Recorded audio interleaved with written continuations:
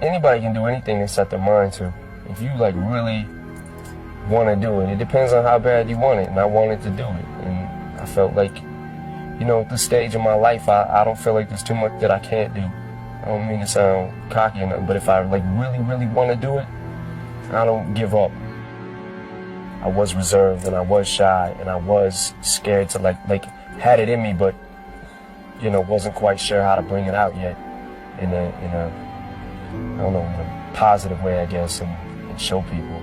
Like I really felt like I wanted people to hear me so bad, and I wanted to do my bit, but it was like, you know, them jitters and them scared. I'm not scared.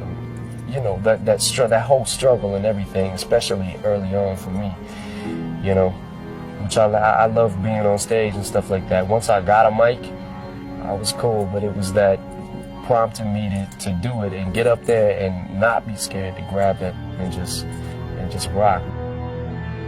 The no getting away from fact that I am white, you know, and this is predominantly black music, you know, and people telling me you don't belong, like you're not going to succeed because you're this color, then you want to show those people that, you know, that you can and you will.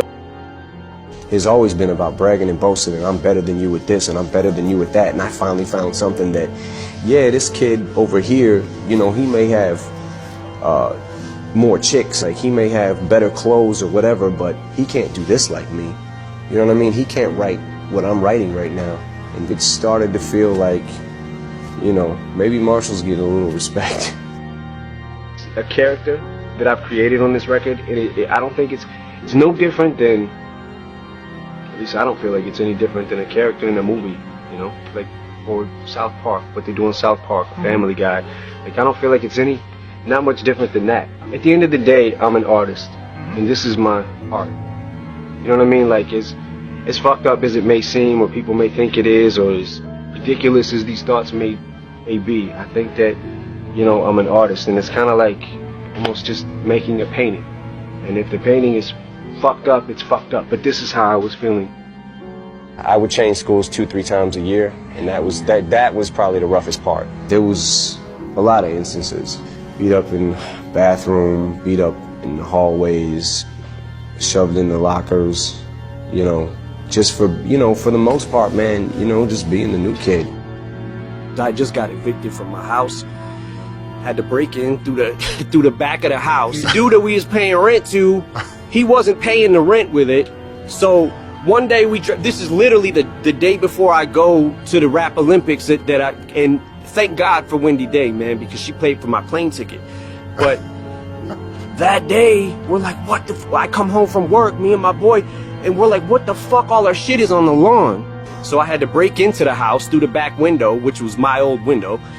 Broke in, slept on the floor, got up the next day, went to the Rap Olympics, and by the first prize was $500. And I needed that $500, man, and I lost. And I was fucking devastated. And then this kid, Dean Geislinger, walks up to me and he's like, yo, man, you got one of those CDs? And I was like, yeah. And I kind of just tossed it to him, right? And didn't think nothing of it. I didn't know that Dean worked with Jimmy Iovine. So he gave it to Jimmy. Jimmy gave it to Dre. And I'm back in Detroit now. Fuck. And I get the call and I'm like, oh shit. You know, this is about to happen. A week home, I started taking Vicodin again, and still trying to, like, I think at that point in time I still felt like I was kind of like, I can juggle this, I can do this, I can take it, you know, today, and maybe tomorrow I won't. When I was doing the 8 Mile movie, and that's when I kind of first got introduced to Ambien, and the schedule that we were on, we were working like 16-hour days, and we'd have this little like 6-hour window to go home and go to sleep, and it was an hour drive from the set and an hour drive back. So what's that mean? I have 4 hours to get some sleep. So I got introduced to Ambien on the set of 8 Mile, and I got into the habit of taking it every single night. By the time the movie was wrapped, went on tour. Now I need it every night after a show. Yeah. You know what I mean? And then it got to where I became dependent on the sleep medications.